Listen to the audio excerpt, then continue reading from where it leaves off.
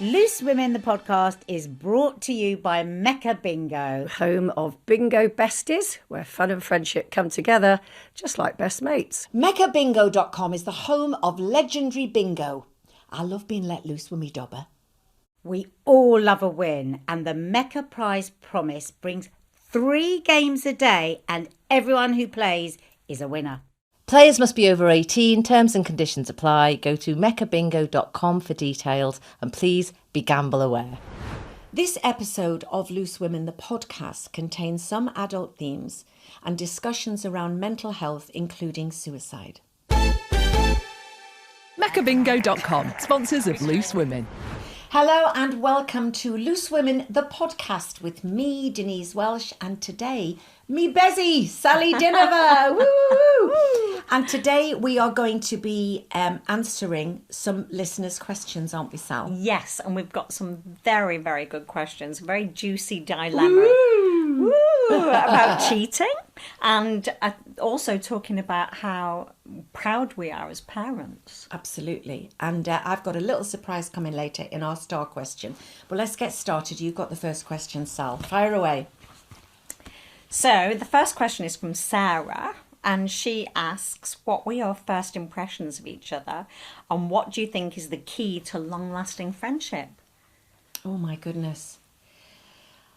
Well, we met on Coronation Street. Yes. So I had started, and I remember when I went for the audition with Brian Park, they said, well, this is a 3-month job, because your character's going to go in and break up the Websters, and then that'll be the end of it. That's what they thought, because the Websters were like the linchpin, weren't they, of Coronation Street. And I remember going in, and you weren't there for ages because you were off having Sam. Oh, yes. Do you remember? Yes. So I kept thinking... So you had all the scenes with Kevin. With Kevin, with Michael Lavelle. Yeah. And I didn't know you then. I mean, I'd heard from other people how lovely you were, but I didn't know. And I had this dilemma in my head of, I know it's only fictitious, but I felt like I was stepping into your shoes and you weren't there.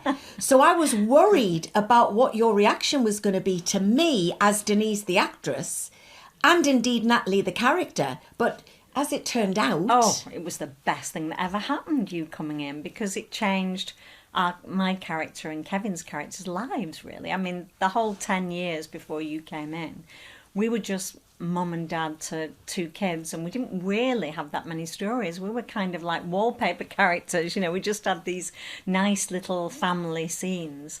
And then Natalie Barnes comes in. I mean, you were much loved characters, but I remember you joking with me and saying, what? Of course, Natalie's changed Sally's life. Yeah. You said, for years it was go and wash your hands. Do you want peas or beans for tea, Sophie, Rosie? And then suddenly she came in, and then after that, Sally was always having affairs with people. She had loads of affairs. But do you remember, I really enjoyed, and I don't know if you remember, Dan, when we did, it was Natalie's house, and I came round and knocked on the door. And you let me in, and then I go wild in the house, and I right on the bathroom mirror, and I'm really angry, and I just had a baby. No, I mean, I it is crazy, really, when you think what we do. Do you know? And the thing is, in those days as well, I mean, we were being watched by 23, 24 million people in those scenes. Yeah. I think because people were ready to have a character to love to hate, and obviously they loved you, and they loved you and Kevin together. Yeah. But the writing at that time was so good. Yes, that people began to love to hate, and so I got the call saying, "Would you stay? Would you stay? Would you stay?" And we were thrilled. I always remember as well that. And then you were in the Rovers, weren't you? After a while, that was the way to sort of keep me. But I can remember, obviously, I'd watched Coronation Street as a child. It was on in the house, and I'd watched it. And it was like watched by all of those millions of people. So, because I was in my late 30s when I came in, I couldn't believe that I was there. I couldn't believe that I was with all of those characters. And then during the Kevin and Natalie affair, probably around about the time when we used to do Natalie's house on the weekends, I had this scene with Barbara Knox, Dame Barbara, Rita, Rita Fairclough, I still call her, who was and is an iconic Coronation Street legend. Yeah. And I remember I had to open the door. She had to say something to me, and I had to say, "You stupid cow." I kept thinking, I can't say that. No. I can't say it. And you know, it was such a moment for me to be in that scene with her as well, and she was so lovely about it. I bet she loved the story. You. Yeah, I bet she really loved you, because you just came in and you were, you just got on with everybody. You got on with it. You were amazing. You made a massive hit when you came in Coronation Street. Oh, thank you. It's great. led to us being friends nearly 30 years later. Yeah. We've never had a blip in our friendship, have we? No. Just going back to Rita, if that's okay, Barbara Knox, I have to say, she's in her 90s now. Unbelievable. And she was in the other day, and she's actually incredible. I mean, like, she had a couple of scenes with lots of dialogue.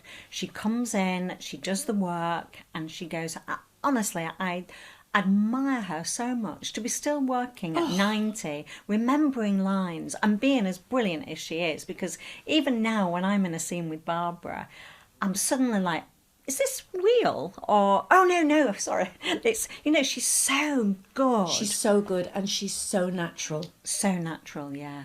Unbelievable. Yeah. And, well, I mean, I think that to talk about Coronation Street, because I'm sure there's a lot of Corrie fans listening, I just am so honoured to have been there in such an iconic time. Yes. And I loved working with Betty, with Betty Driver behind the bar, and going back to Barbara.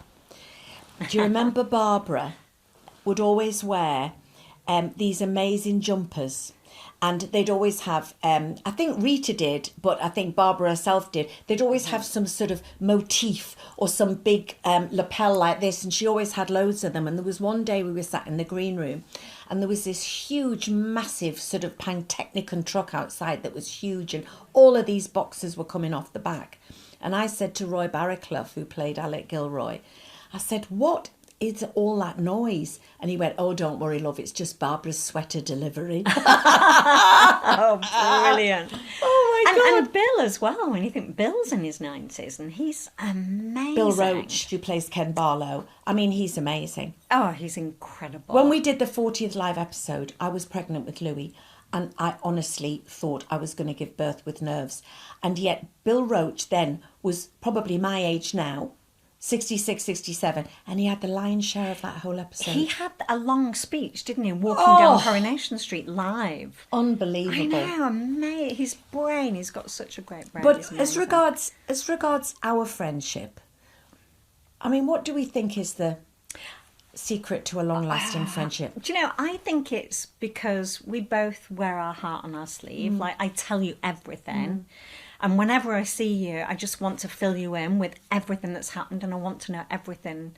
And I tell you. Yeah, and I think that is because we're invested in each other. And I think we make the effort to be with each other, even if we know it's just going to be half an hour, because our lives are so busy. Yeah. And we're always, and I think there's all these cliches, isn't there? Real women, what's that one? Help each other with their crowns or whatever it is. And I just think we both are real women's women. Yes. And I think that is the key to women's friendships. Yeah. Oh, Dan, you have supported me so much over the years. I mean, you've been such a true friend, and you've supported me, you've supported my family. You're the one that champions my kids, and you're just likewise. You're amazing, and helping me through that terrible time. I think we've just always been, hopefully this will last forever, and I hope so. Of course it will, but it's just you've always been there. Oh, well, thank you, Sally. Right then, so where are we now? The next question, Sal. This is from Gina, and this is a juicy dilemma. Okay. Oh, God. Right. Here we go. Gina wants to ask, is it ever okay to cheat as revenge for being cheated on? Well, Sally did cheat a lot after Natalie Barnes came in. Well, and that's went funny, off isn't it? Because we Yeah. came together as friends in a fictitious cheating storyline. Yes, yeah. And it was great for Sally. Sally had a great time. Do you think that Sally the character would ever have cheated had Kevin not cheated? That's a really good question. I don't know. I mean, yeah, she could have been tempted actually, but because there was, yeah. But no, I don't know if she probably would. But as soon as he cheated, she thought, well, I'm just going to... She was angry and she wanted to show him that she could do it. Yeah. So then she had lots of different affairs. What do you think? It's a difficult one. You know, if you enter into a monogamous relationship, which most people who get married say do, then of course cheating is wrong. But I think that I have learnt over the years, and remember, in past relationships, I've cheated and I've been cheated on, so I can see it from both perspectives in past relationships. But I would never, not just for cheating, for anything. I used to be quite quick to judge relationships. I would never judge anybody's relationship because you never ever know what goes on behind closed doors. Absolutely. Or indeed if there is a reason for it. Yeah. If you watched past episodes of Loose Women, and I'm talking about, you know, years and years and years ago, I am a very different person. A lot of that has to do with removing alcohol and drugs from my life, which thank God meeting Lincoln got me to do. And I had a very different view of infidelity. And you would probably hear me sat there going, oh God, you know, I can't believe it if Sue said, you know, Sue's fictitious, by the way, listeners, but, you know, if Sue said that she'd kissed somebody at a club one night and her husband found out, you know, it's not the end of the world. I think I was probably justifying my own actions in a way. Now, oh my God, it would be the end of the world to me. And I have learned to nurture my relationship. My relationship, and I use this expression often, is the bedrock of my life. So it would be... I can't even think about it happening because it's too much for me. It's too painful for me. But two wrongs don't make a right. No. So if you both cheated, then there's obviously something wrong, isn't there? And you know, to say that you've just cheated because somebody else cheated, maybe that's the time to exit the relationship. But then again, there are some times when people have so much to lose that they can overcome an infidelity sometimes, and that's up to them. And I don't think anybody should ever judge anybody for it. No, absolutely. Someone else's relationship, you don't know, as you said, what goes on behind closed doors. You don't know what's happening in their relationship. And I think this thing of why didn't you leave? Yeah. There are so many reasons sometimes why women or men can't just leave. Yes. And that's why I think. And also the thing is, in our industry, you know, we are written about, and often they will decide on a narrative. And they pick that one person's narrative, and they know absolutely all about the other side of the coin. Yeah. So I just try not to be judgy. But it's so far in my past now. I feel like it's a different life. You know, I'm never ever not grateful. I know I'm sort of veering off onto another topic here, but it's all tied up in it for me. And I have a wonderful relationship with my ex-partner, and we are aware that we both made mistakes, and you live and learn, and you know, we're both in incredibly happy relationships with our respective partners now. So it's a different world to me, and I'm never not grateful for sobriety allowing me to become the person that I am today. Do you think if you'd carried on drinking that you wouldn't be able to find this love that you have now? Lincoln and I always, you know, considering the auspicious circumstances in which we met, which was in a nightclub at 6 a.m, not many of those relationships would go beyond a little bit of jiggy jigs now and again, perhaps. But to have found someone that gave us equal strength, you know, we both found in each other a strength to stop and completely and utterly change our lives. And not just that, has that not benefited our lives? It's the ripple effect it has on the rest of your family. My kids, Lewis, my stepson, nothing about our life would be, or their lives would be the same if we were both drinking. But do you think because you've been married 30 years, it's such... do you think yours would have ever survived anything like that? Do you know, I honestly don't know. No. I mean, I think it would have survived, but you don't know until you're in that circumstance, do you? What the reasons were, why. Even though Tim had cheated on me, I'd be, why? What were the reasons? But I'd hope that I could work through that. I wouldn't, you know, the thing is, you can forgive, the relationship, but you can never forget something true. like that. Yeah, can you? No. Anyway, on that note, we shall take a short break, and we'll be back very soon with some more juicy dilemmas.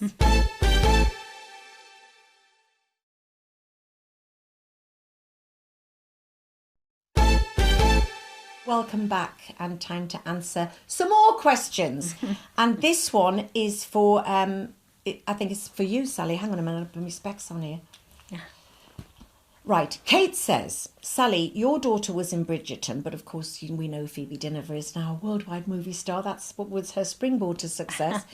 You must be so proud, but how do you show your kids that you're proud of them? Well, I mean, I've got 3 children, so I'm proud of all of them for all sorts of reasons. You know, sometimes it's the silly things that you're proud of them for.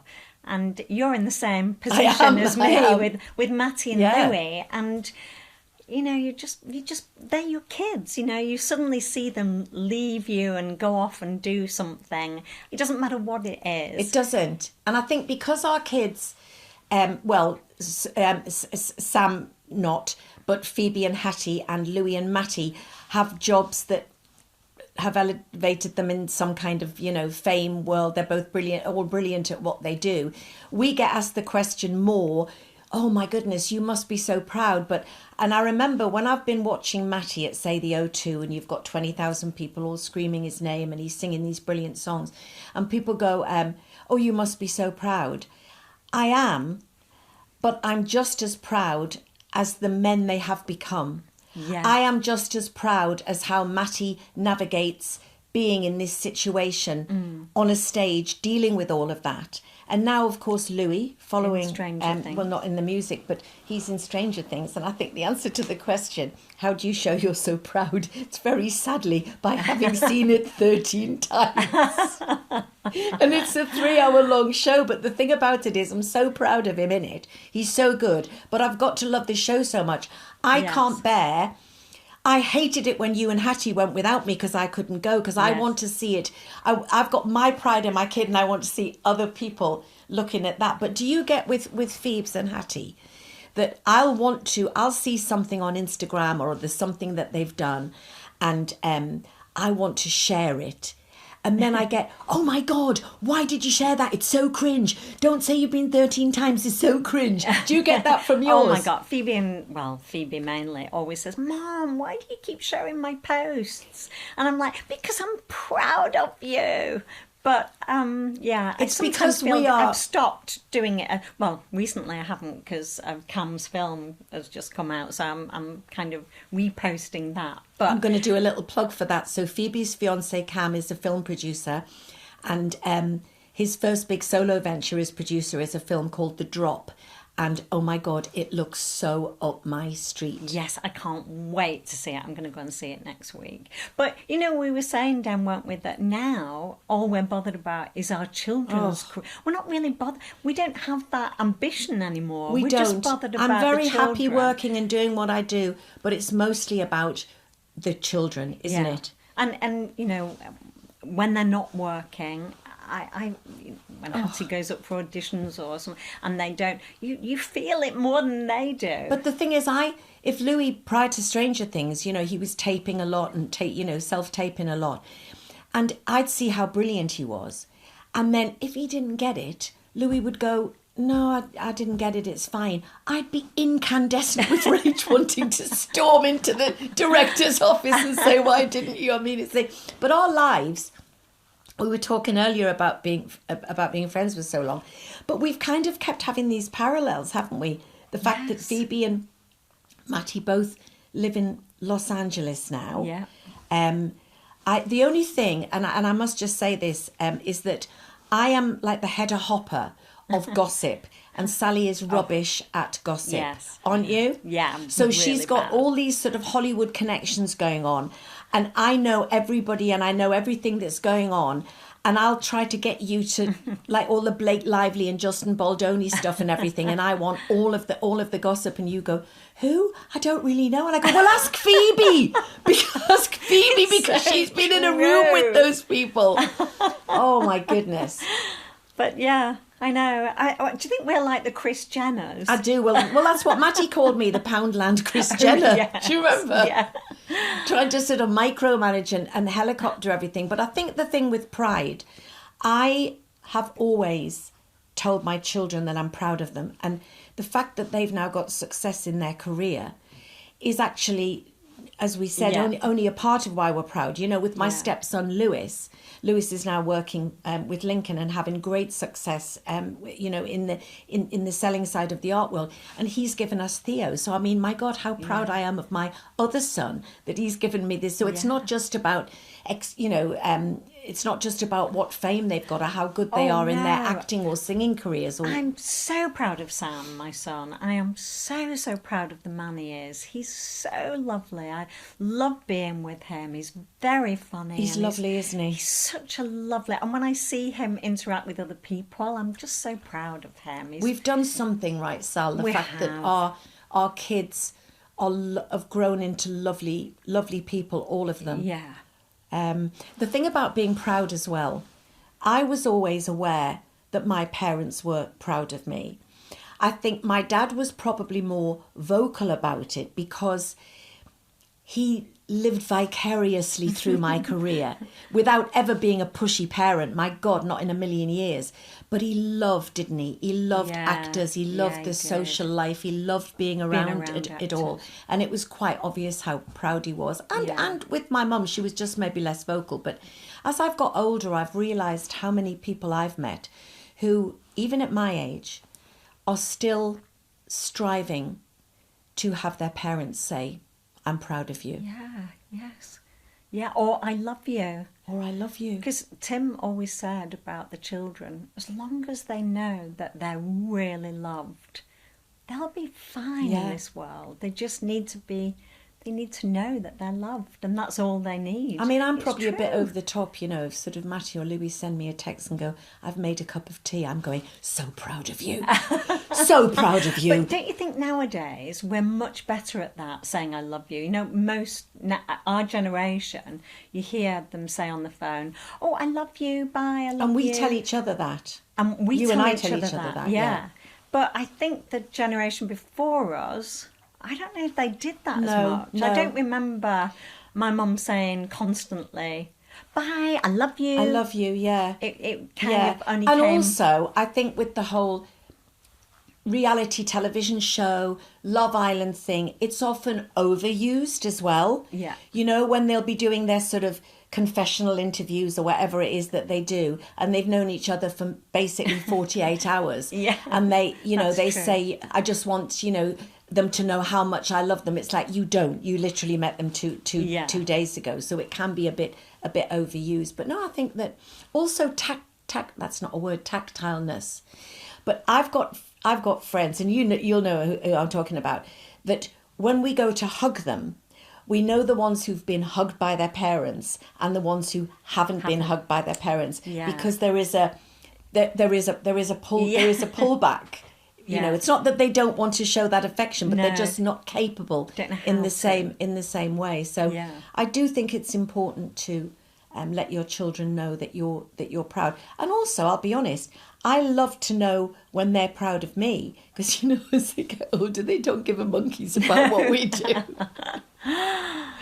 And I think I've got a bit worse about that. When you're little, you know that you are the centre of their world. And when you get older, you need a little bit more affirmation and we sometimes. want to still be the centre of we their do. world, and we're not anymore. And we're not.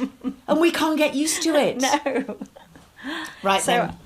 What's the next? I've got a question for you. Oh, okay, From it's for me. Estine. Okay. Denise, you've been very open about your recent mental health blip, but how hard is it to talk about it while you're actually going through it? Yeah, thank you, Estine. Yeah, I've always been very honest, I suppose, certainly very vocal from the first time I started suffering with mental illness, which was after Matty, which I've talked extensively about. And Matty was 36 last week, so that's a long, long time. And I made a decision, because I couldn't find anybody that was talking out about it, that was a public figure or a celebrity or whatever you want to call them. And I made a decision, despite how I felt that when I could, I would. But one thing that people may not understand is that mental illness is very different to low mood. And, you know, or a reason to be sad. Mm-hmm. You know, when sadness is an emotion that's meant to be felt when something makes you sad. Mental illness is very different. It is physical as well as mental. And what happens with me is, well, I know that with you and our other group of friends, you always know when I'm possibly not ill, when I go quiet. Yeah, when we text you and you don't come back, yeah. But you explained it to me once, what you actually go through, and that was really interesting because I've never had depression, and you explained how it happens and what happens to you, and that was that was a real eye-opener because I never really realised. With it heralded by the metallic taste in my mouth and a tingling in my palms, and I can be having the most wonderful time because mine is endogenous and not reactive most of the time, so it comes on from nowhere, and within 30 seconds I can be rendered completely helpless, and this blackness comes over me, and I just can't talk.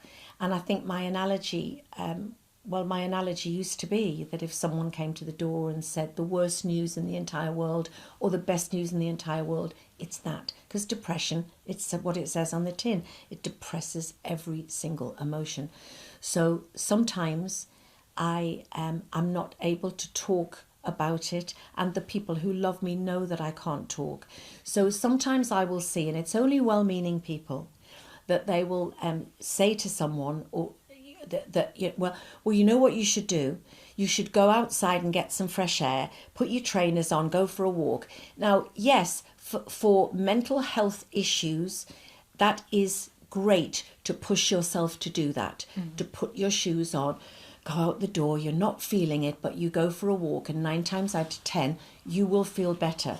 But with mental illness, it's very different. And getting out of bed to even go to the toilet is a mammoth execution. And to have a shower, to do anything. Your body is full of lead. You have a blackness in your head. There is no joy in anything. And all of the things, I think that's why when people are forced to take their own life, it's because they feel nothing. And you can't imagine a life where you feel nothing. There is a blackness. Every little thing. Like, for an example, on an everyday, I haven't seen Link since he came back from Singapore, because he got back from a week in Singapore, and, you know, he's had to go up north, and I've had to come down south, so we're not going to see each other till later. So the normal me is just thinking, oh, you know, Sal and I are going to do the podcast, and then I'm going to go up north, and Lincoln's going to have cooked me my tea. And you're getting emotional. Oh gosh, you can just explain it so well. It's just, because I don't really, you know, we talked about it, but you're making me upset. The way you said that, then it's just, it breaks my heart. Oh, Sally, it's just, I can't believe I'm crying. I know. And it's just, that's a massive thing for you to go through. Well, it's And it was, you hadn't been through it for a very long time. I hadn't. And suddenly, I was just saying that, so like now, I'm thinking, oh, I can't wait to go home on the train. Lincoln will pick me up. We haven't seen each other for a fortnight and we'll catch up and have a takeaway and watch some television. What happens is if my depression came on now, which it can, I'm out of control of it. All of that is nothing. It's just, there is no joy in anything. And I think that one of the main misconceptions is that depression is compared to sadness. It's compared to extreme sadness, and it's really, it couldn't be further from sadness. Sadness is what I felt when my mum and dad died, because that's what you're supposed to feel like. Grief is the price of love. You're meant to feel grief. Sadness is feeling nothing. And when my dad died, I remembered, I'm getting upset now, I remember thinking, please don't let my thing come, because if it comes, it will rob me of grieving for my dad. Yeah. And I think, again, if we're talking what people might think of depression, I can understand some people listening to this podcast and thinking, well, what have you got to be depressed about? Sally had cancer. You didn't. What they don't understand, that your grief and horrendous emotional turmoil didn't necessarily lead to clinical depression. How did you deal with those emotions? I remember you told me when you found out you collapsed on the floor, didn't you? Well, yeah, it's very, very different. Like you said, it's low mood, feeling anxious mainly. It's an anxiety. It's really scary. And it's not about you. It's about everybody else who's around you.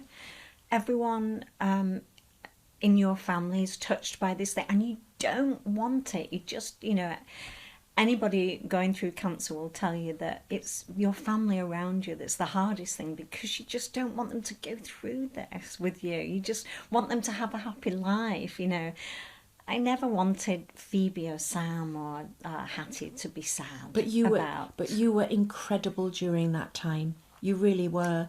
You took that burden from them when I know how terrified you were, because for those people who don't know, Sally would possibly not have discovered her cancer had it not been for the storyline, yeah. Wasn't it?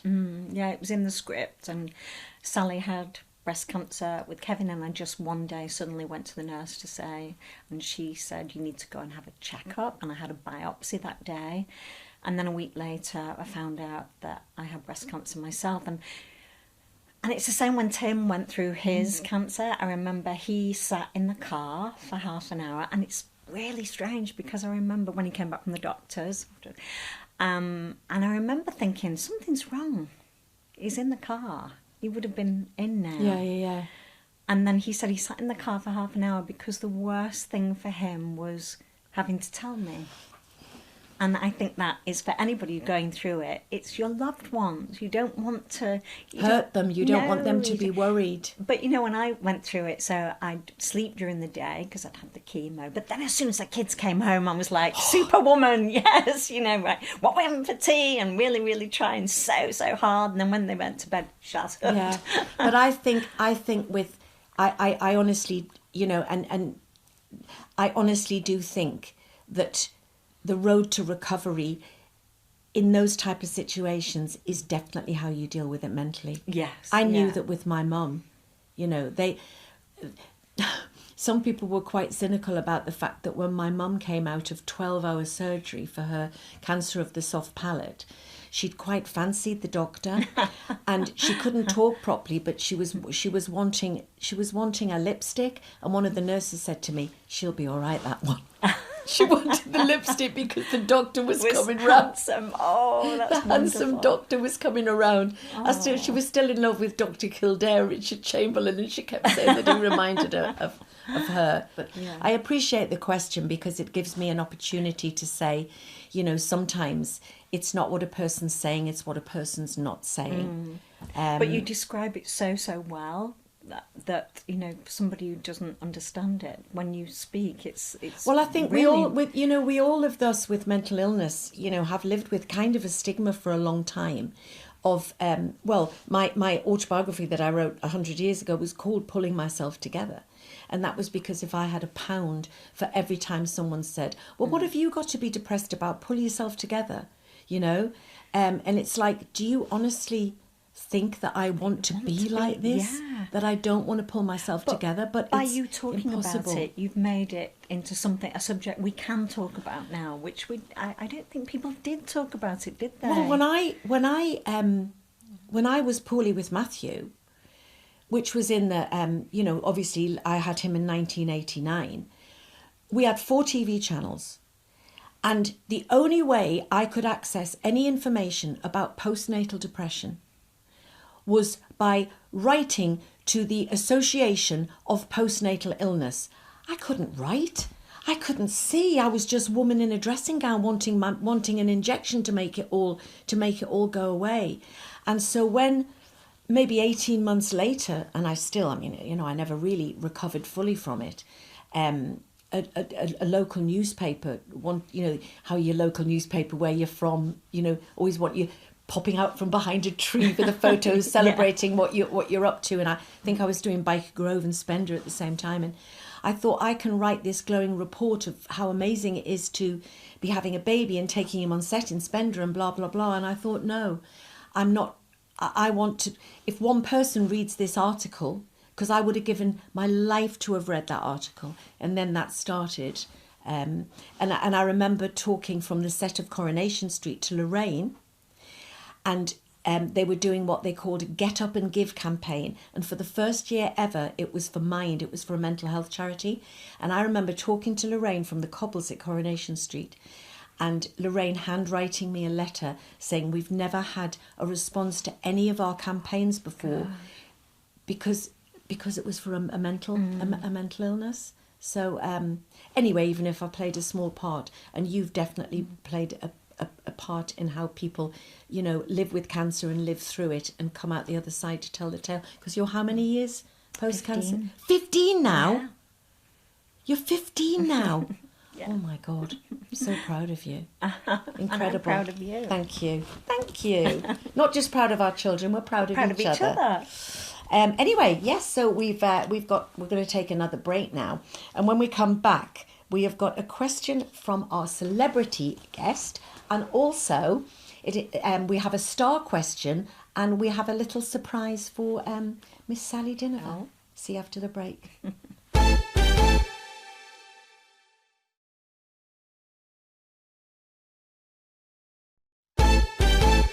Welcome back, and we just want to say thank you to everyone who has been listening to our podcast. We are absolutely thrilled, and we would just like you to follow, subscribe and rate us. That means you won't miss a single episode.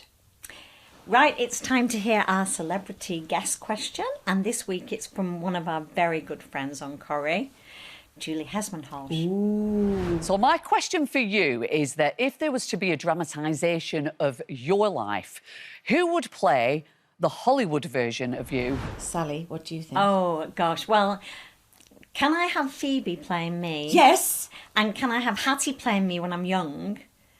And then me and playing then can I have you? Yes, and then me playing you when you're an old biddy. Oh my God, that would would that be the Hollywood version though, or the kitchen sink version? No, but that's the Hollywood version. I think. And what about you? Who's your Hollywood? Well, it's got. I mean, the thing is, this is people. You know, when you've got looky likies, yeah, right?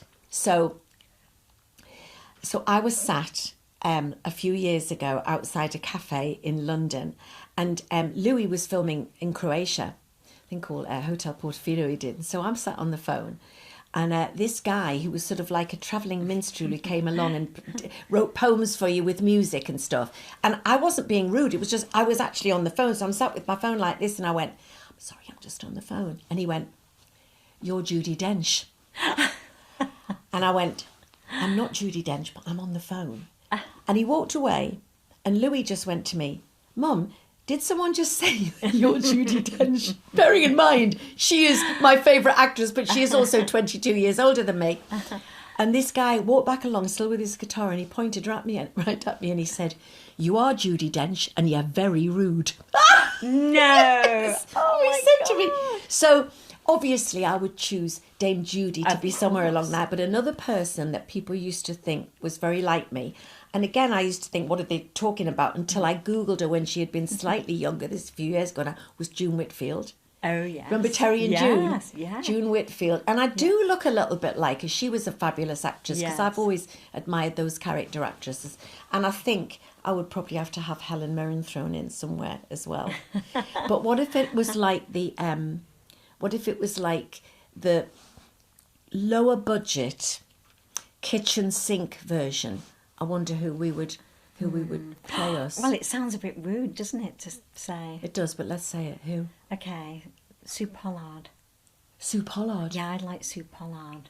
That's a great idea. She once idea. said she would like to play me, I think, years ago, many, many years ago. I tell you, Sue Pollard, she is a cracking actress. Yeah, she's a very great. underrated actress, right? I saw her in a one-woman show once and she blew me socks off. She's fantastic. Who would play me in the I say slightly lower budget, we just mean a British budget as opposed to a Hollywood budget, don't we? That's really what we mean. I think I did one scene in one episode of Benidorm, okay? But everybody thinks, I say everybody, people that come up to me on the street, as much as they'll go Corrie, Waterloo Road, so they will go Benidorm. And I say, well, thank you, but I only actually did one scene as Scary Mary. And I think that I always think, well, it's because it was me and Tim together. It was a funny scene and it's on so much. It's always been repeated. But also, I think that some people think I might be Chrissy Rock. I think that they might think that there's a similarity there. So maybe Chrissy. And the other person who people have shouted out in a street is, what's the lovely Gary Oldman's sister called? Not Little Mo. But Layla Morse. Yes. Layla Morse. So these are the people, if you got short blonde hair, of course, Pat Butcher as well, I get, because of me, me slick back hair. I used to get Niamh Cusack. I'd get out of a taxi in London and they'd shout, Cusack. "Oh, we love you in Heartbeat." And I'd think, I'm not in Heartbeat. But did you just take the praise? No, I was like, actually, no, I'm not. And they were like, oh, gosh, you look so like her. And it's really interesting because loads of actors have said, you've got the same mannerisms as her. Oh, is And Niamh I did Cusack? meet her once and she said, I get you. People say that. Really? I'm like you. Yeah. I mean, that was like 20 years ago. We probably don't look Maybe alike my at old all now. lookalike, when I was in Corrie, there was a website called Fake Faces. And it was where if you had a lookalike, and I remember I had a lookalike called Betty Francis. I don't know if you remember. And on the website, it used to say, it was somebody who, to me, could not have looked different to me, I thought, in my mind. And I remember the headline was, Betty Francis is Denise Welch. Not as Denise Welch, turning up for functions and everything. So maybe I'd have to see if Betty Francis is still alive and give her a crack as well.